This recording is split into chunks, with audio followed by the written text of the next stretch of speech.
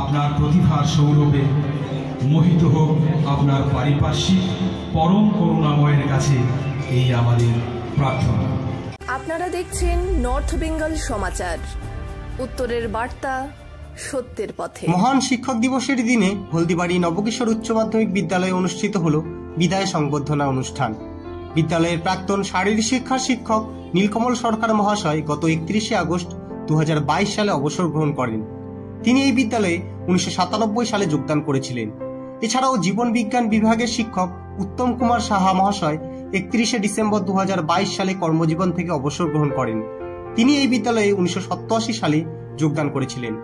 এছাড়াও বিদ্যালয়ের এক করণিক শ্রীমতী ভানুমতী মাহাতো মহাশয়া গত 30শে নভেম্বর 2022 সালে কর্মজীবন থেকে অবসর গ্রহণ করেন।